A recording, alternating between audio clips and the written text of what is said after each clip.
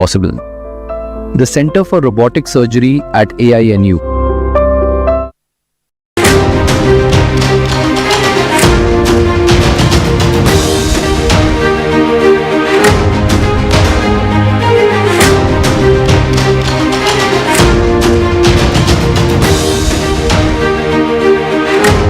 ఆకువీడిలో high tension నెలకొంది.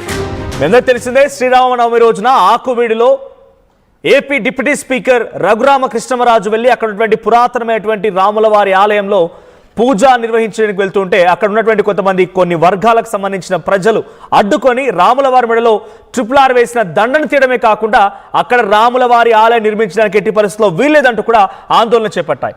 కొంతమంది జనసేన నాయకుల పైన రాళ్లతో మొలలతో దాడి చేస్తే చాలా తీవ్రంగా రక్తాలు కూడా కారాయి.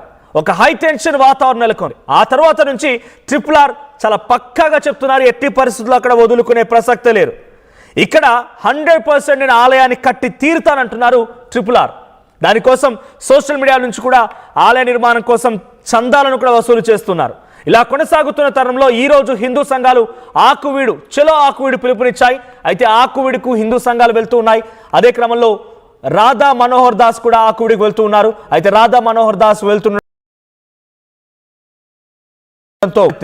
హిందూ సంఘాలు దళిత సంఘాలు పిలుపునిచ్చాయి. చలో ఆకువీడులో పర్మిషన్ లేదు అంటూ పోలీసులు ఆకువీడులో 144 section IPC 144 section BNSS 163 section ని అమలు చేశారు. ఆకువీడులో ఎవరికి ఎంట్రీ లేదు అంటూ నో ఎంట్రీ బోర్డులు పెట్టారు. ఇక రూల్స్ క్రాస్ చేస్తే కఠిన చర్యలు ఉంటాయని చెప్పి కూడా పోలీసులు హెచ్చరికలు జారీ చేస్తున్నారు.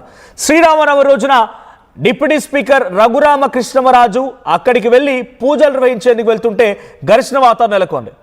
పెద్దపేటలో ఉన్నటువంటి పురాతన రామాలయ పునర్నిర్మాణం విషయంలో వివాదం తలెత్తింది. అయితే పెద్దపేట దాడికి సంబంధించినటువంటి విషయంలో 21 మందిని అరెస్ట్ చేశారు. దాంట్లో 10th క్లాస్ చదివేటువంటి పిల్లలు కూడా ఉన్నారు. కానీ ఎగ్జామ్ ఉన్నాయి కాబట్టి వారిని వదిలేశారు. మరో 50 మందికి పైగా ఇప్పటికే కేసులు కూడా నమోదయ్యాయి. మొత్తంగా 50-60 మంది పైన కేసులు నమోదవడం, 21 మంది అరెస్ట్ చేయడం, వారిని విచారించడం, ఎవరైతే వర్గం వారిని వ్యతిరేకిస్తోందో ఆ వ్యతిరేక వర్గాన్ని నుంచి కూడా కొంత కంట్రోల్ చేసే ప్రయత్నం పోలీసులు చేస్తున్నారు. కానీ హిందూ సంఘాలు అక్కడికి వెళ్తుండడంతో హై టెన్షన్ నెలకొంది. అక్కడికి వెళ్ళి ఎలాగైనా సరే అక్కడ రామాలయాన్ని నిర్మించి తీరుతామని రకంగా RRR చెప్పడం, హిందూ సంఘాలు కూడా RRRకి మద్దతుగా నిలబడడం, కానీ ఒక వర్గం ఆ నిర్మాణాన్ని వ్యతిరేకించడం, ఏకంగా రాముల వారి మెడలో వేసినటువంటి మాలను కూడా తీసి పడేయడంతో హిందూ సంఘాలు మరింత ఆగ్రహానికి గురయ్యాయి. ఎలాగైనా సరే ఆకువీడులో ఆలయ నిర్మాణం చేసి తీరుతామంటూ హిందూ సంఘాలు రోజు చలో ఆకువీడికి పిలుపునిచ్చాయి. సో రాధా మనోహర్ దాస్ అక్కడికి వెళ్తున్న అడ్డుకున్నారు ఆయన్ని. ఒకసారి రాధా మనోహర్ దాస్ మాట్లాడుకొచ్చారు, ఆయన ఏం మాట్లాడారో చూద్దాం. ఆయన భార్యని, తమ్ముళ్ళని, రాజ్యాన్ని, సుఖాన్ని వదిలేస్తానన్నాడు, కానీ ధర్మాన్ని విడిచిపెట్టనన్నాడు. కాబట్టి ఆ ధర్మమూర్తి రామచంద్రమూర్తి గురువైనటువంటి ఈ అయోధ్య ధామంలో మనం స్మరించడమే గొప్ప. 7 మోక్ష నగరాల్లో మొట్టమొదటిది అయోధ్య. అయోధ్య మధురా మాయా కాశీ కాంచి అవంతిక అని మొదలు పెడతారు. ఇక్కడ అయోధ్య మొట్టమొదటి మోక్షపురి. ఈ మోక్షపురిలో రాముడు మోక్షం ఇస్తాడు.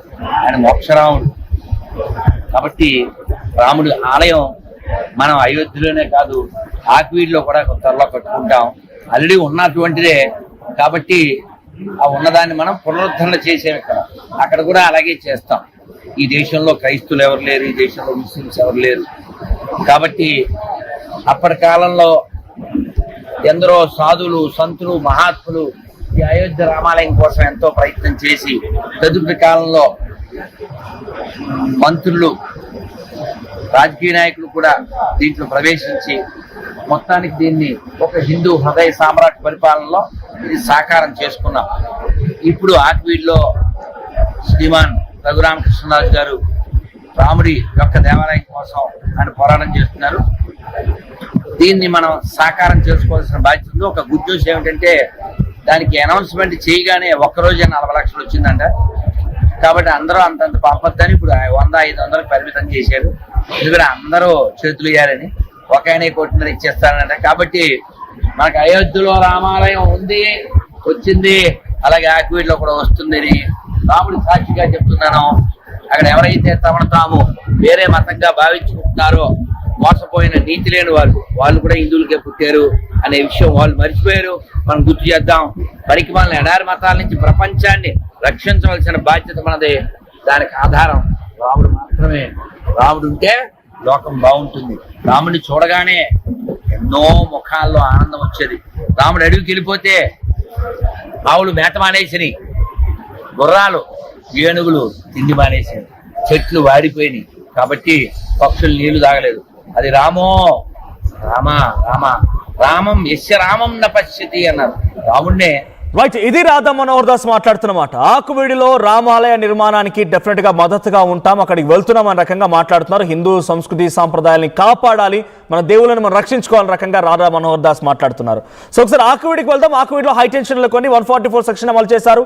అక్కడ పోలీస్ బందోబస్తు కొనసాగుతుంది. భారీ సంఖ్యలోనే పోలీస్ పికెటింగ్ కూడా ఉంది. విజువల్స్ మనం చూస్తున్నాం. సో కింద కనిపించే ఆ విజువల్స్ లో పోలీస్ పికెటింగ్ కొనసాగుతోంది. ఒకసారి మీకు ఎక్స్క్లూజివ్ విజువల్స్ ని ఫుల్ గా చూపించే ప్రయత్నం చేస్తాను. సో అక్కడ 144 సెక్షన్ అమలు చేస్తున్నట్టుగా ఒక పోస్టర్ను కూడా పోలీసులు ఒక ఫ్లెక్సీని ఏర్పాటు చేశారు. ఎవరికి అనుమతి లేదు అంటున్నారు వారు.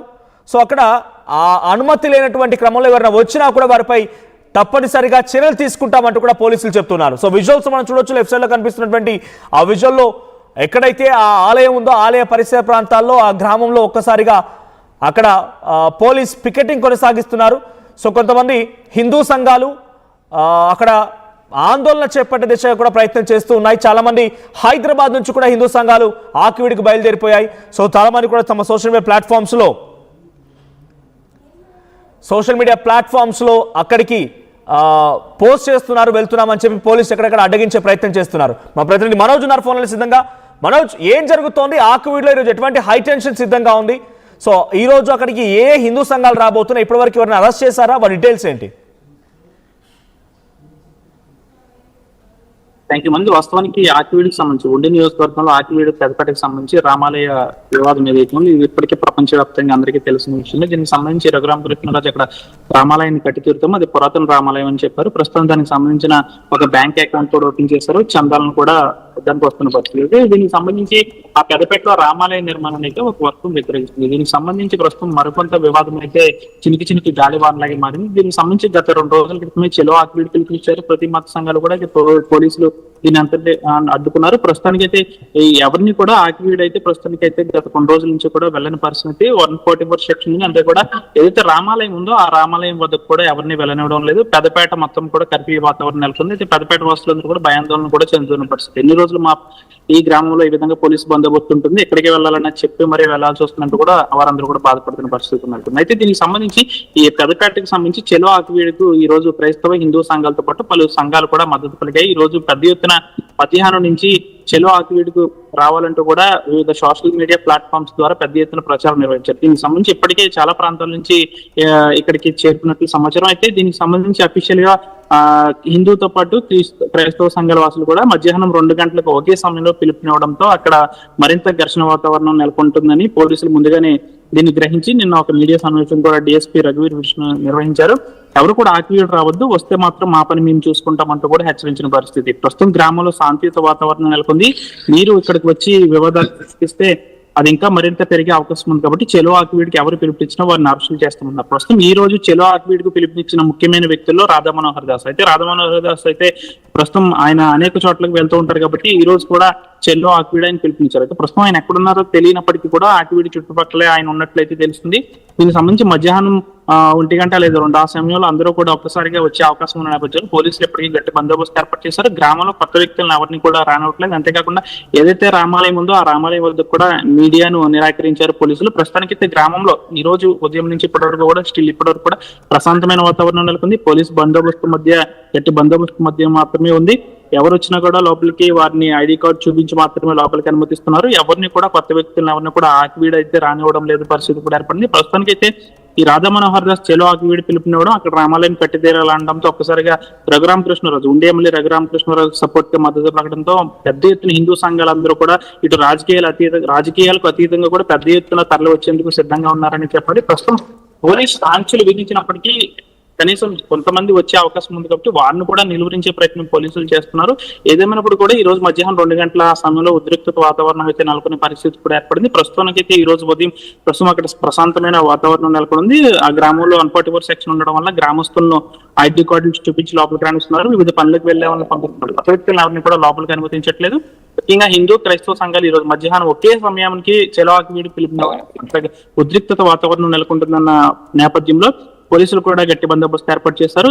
ఒకవేళ గనక పోలీస్ ఆంక్షలను ఒకవేళ పక్కన పెట్టి ఎవరైనా వస్తే మా పని మేము చేసుకుంటామంటూ కూడా పోలీసులు హెచ్చరిస్తున్నారు. యువత అనవసరంగా మేము చెప్పిన పనికి వ్యతిరేకంగా చేస్తే గనక కేసుల్లో ఇరుక్కుని వారి భవిష్యత్తును నాశనం చేసుకోవద్దంటూ కూడా డిఎస్పీ రఘువర్ విష్ణు స్పష్టం చేసిన పరిస్థితి. వివిధ ప్లాట్ఫామ్స్ లో కూడా పోలీసులు కూడా అనేక సోషల్ మీడియా ప్లాట్ఫామ్స్ లో చెలో ఆకివీడుకు ఈ రోజు అనుమతి లేదంటూ కూడా వివిధ సోషల్ మీడియా ప్లాట్ఫామ్స్ లో వాట్సాప్ గ్రూపుల్లో ఇప్పటికే సెండ్ చేసిన పరిస్థితి నెలకొంది. అయితే ఈ హిందూ క్రైస్తవ సంఘాలు కూడా వారు కూడా సోషల్ మీడియా ప్లాట్ఫామ్స్ లో కేసులు పెడతారు. ఈ రోజు మనం ఎట్టి పరిస్థితుల్లో అక్కడికి వెళ్ళి మనం బలం నిరూపించుకోవాల్సిందంటూ కూడా ఇటు క్రైస్తవ ఇటు హిందూ మరియు కొన్ని ముఖ్యమైన సంఘాలు కూడా పిలుపునిచ్చాయి. ప్రస్తుతానికి అయితే గ్రామంలో శాంతియుత వాతావరణం నెలకొంది. రెండు క్రైస్తవ సంఘాలతో పాటు హిందూ సంఘాలు కూడా మధ్యాహ్నం 12 గంటల నుంచి పిలుపునివ్వడంతో ప్రస్తుతం అక్కడ శాంతియుత వాతావరణం